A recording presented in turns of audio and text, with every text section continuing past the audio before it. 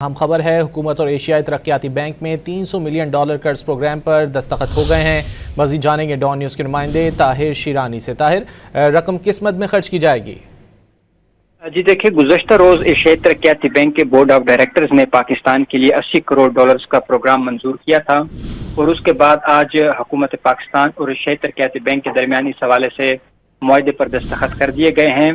$30 करोड़ कर्ज प्रोग्राम पर दस्तखत किए गए हैं और इस प्रोग्राम का बुनियादी मकसद इस्लाहात के जरिए वसाइल को बेहतर तरीके से मुतहरिक करना और बरोकार लाना है। इसके अलावा एशियाई तरक्याती बैंक की जानिब से $50 करोड़ पॉलिसी बेस्ड गारंटी यानी पॉलिसी पर मबनी जमानत दी गई है। ये मजमूई तौर पर $80 करोड़ का प्रोग्राम है। प्रोग्राम पर दस्तखत की तकरीब वज़ारत इक़्तिसादी अमूर में मुनक़िद हुई। पाकिस्तान की जानिब से सेक्रेटरी इक़्तिसादी अमूर डिवीजन डॉक्टर काज़म नियाज और एशियाई तरक्याती बैंक की जानिब से कंट्री डायरेक्टर ईमा फिन ने मुआहदे पर दस्तखत किए। इसके अलावा वज़ारत इक़्तिसादी अमूर एशियाई तरक्याती बैंक के आला हुकाम भी इस मौके पर मौजूद थे। मुआहदे पर दस्तखत मुल्क की वसाइल को बढ़ाने के जरिए मुआशी इस्तेहकाम और मालियाती इस्तेहकाम को तरजीह देने के पाकिस्तान के अज़म की निशानदही करते हैं।